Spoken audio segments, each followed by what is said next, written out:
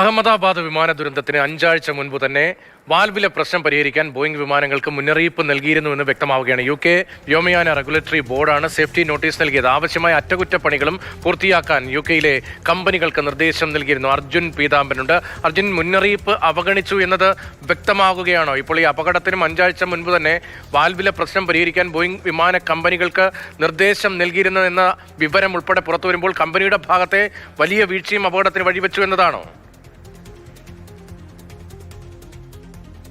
ഈ ഇന്ധന നിയന്ത്രണ സ്വിച്ചിനെ സംബന്ധിച്ചും അതുപോലെ ആ വാൾവിനെ സംബന്ധിച്ചുമുള്ള പ്രശ്നങ്ങൾ ബോയിങ്ങിന് നേരത്തെ തന്നെ അറിയാമായിരുന്നു എന്നുള്ള കാര്യം അടിവരയിടുന്ന തരത്തിലുള്ള റിപ്പോർട്ടുകൾ വീണ്ടും പുറത്തു വന്നുകൊണ്ടിരിക്കുന്നത്. മാത്രമല്ല, ഈ അഹമ്മദാബാദ് വിമാന ദുരന്തത്തെ സംബന്ധിച്ച് അന്തിമ റിപ്പോർട്ട് വരുമ്പോൾ ഒരുപക്ഷെ അത് പൈലറ്റുമാർക്കെതിരായിരിക്കും എന്നുള്ള ഒരു വാദം കൂടി നിലനിൽക്കുന്നുണ്ട്. അതിനിടയിലാണ് ഇത്തരത്തിൽ ഇന്ധന നിയന്ത്രണ സ്വിച്ചിനെ സംബന്ധിച്ച് പ്രശ്നങ്ങൾ നിലനിന്നിരുന്നു. അത് UK പോലുള്ള പല രാജ്യങ്ങൾക്കും അവിടെയുള്ള ഈ ഏവിയേഷൻ ബോർഡുകൾക്കും കൃത്യമായി അറിയാമായിരുന്നു എന്നുള്ള കാര്യങ്ങൾ കൂടി മനസ്സിലാക്കുന്ന ഇത്തരം നിർദ്ദേശങ്ങളും ഇത്തരം നോട്ടീസുകളും ഇപ്പോൾ പുറത്തു വരുന്നത്. മെയ് 15-ാം തീയതി, അതായത് ഈ അപകടം നടക്കുന്നത് ജൂൺ 12-നാണ്. അതിന് കൃത്യം ഒരു മാസം മുൻപാണ് ഇത്തരത്തിലൊരു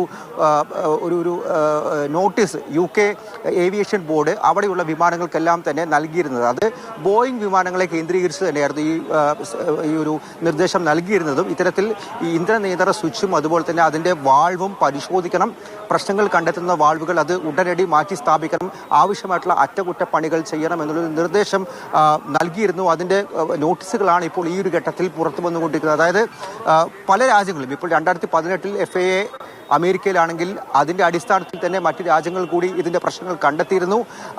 ബോയിങ്ങിനോടും അതുപോലെ തന്നെ സർവീസ് നടത്തുന്ന വിമാന കമ്പനികളോടും പ്രശ്നങ്ങൾ പരിശോധിച്ച് മാറ്റി സ്ഥാപിക്കാൻ ആവശ്യപ്പെട്ടിരുന്നു എന്നുള്ള കാര്യം തന്നെയാണ് ഇതിലൂടെ വ്യക്തമാകുന്നത്. മാത്രമല്ല, DGCAയും ഇന്ത്യയിൽ ഇത്തരത്തിലൊരു മുന്നറിയിപ്പ് നൽകിയിട്ടുണ്ട്, ഒരു നിർദ്ദേശം നൽകിയിട്ടുണ്ട്. 21-ാം തീയതിക്ക് അകം ഇതെല്ലാം പരിശോധിച്ച് പൂർണ്ണമായിട്ടുള്ള റിപ്പോർട്ട് DGCAയ്ക്ക് നൽകണമെന്നുള്ളത്. ഇതെല്ലാം ഇനി വരാൻ പോകുന്ന അന്തിമ അന്വേഷണത്തെയും റിപ്പോർട്ടിനെയും സ്വാധീനിക്കുമെന്നുള്ള കാര്യം ഉറപ്പാണ്. പക്ഷേ കമ്പനിയുടെ ഭാഗത്ത് വീഴ്ചയുണ്ടായിരുന്നു എന്ന നേരത്തെ വന്ന വിവരങ്ങൾക്ക് അടിവരയിരുന്ന തരത്തിലാണ് പുതിയ വിവരങ്ങൾ പുറത്തേക്ക് വരുന്ന. അർജുൻ പീതാംബരനാണ് ആ വാർത്തയുടെ വിശദാംശങ്ങൾ നൽകിയത്.